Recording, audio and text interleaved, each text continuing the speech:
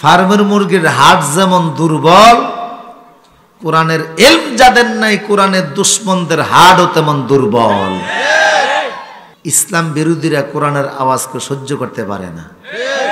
কিছু লোক পারে না অন্তর্জালার কারণে, আর কিছু পারে না, এগুলি হলো ফার্মের মুরগির মতো। কোরআনের আওয়াজ শুনলেই কলিজায় আঘাত লাগে। দেখবেন বর্ষাকালে ফার্মের মুরগির মালিকেরা খুব টেনশনে থাকে।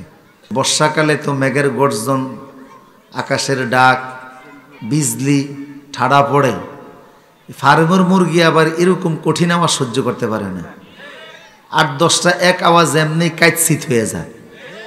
এই জন্য অনেক জায়গায় দেখা যায় ফার্মের ব্যবসায়ীরা ঝড় তুফান, টর্নেডো, ঘূর্ণিঝড় এবং জলোচ্ছ্বাস আর মৌসুমিক বৃষ্টি আসার আগে দোয়ার আয়োজন করে।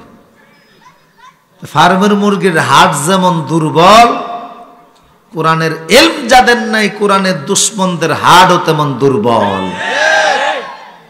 এই জন্য তারা কোরআনের আওয়াজ সহ্য করতে পারে না। ব্যক্তিগতভাবে কারোর সাথে আমাদের কোনো দুশ্মনী নাই, তবে যারা কোরআনের দুশ্মন তারা আল্লাহর দুশ্মন, তারা রাসূলের দুশ্মন, তারা মুসলমানদের দুশ্মন। এদেশের আপামর জনতা কেন ফেসিবাদ দূর করার জন্য আন্দোলনে নামলো? তারা দেখলো যে বিনা বিচারে, বিনা অপরাধে আলেমদেরকে জেলে রাখা হয়েছে, ফাঁসি দেওয়া হয়েছে, দিনের পর দিন কষ্ট দেওয়া হয়েছে।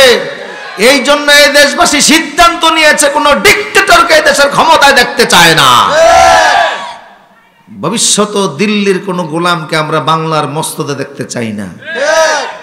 বিপ্লব যেহেতু হয়েছে, প্রয়োজনে আরেকটা হবে, তারপরও আল্লাহর কোরআনের রাজ প্রতিষ্ঠা করতেই হবে। আমরা কোনো ফেসিবাদ, দুর্নীতিবাজ, লুটেরদেরকে চাই না।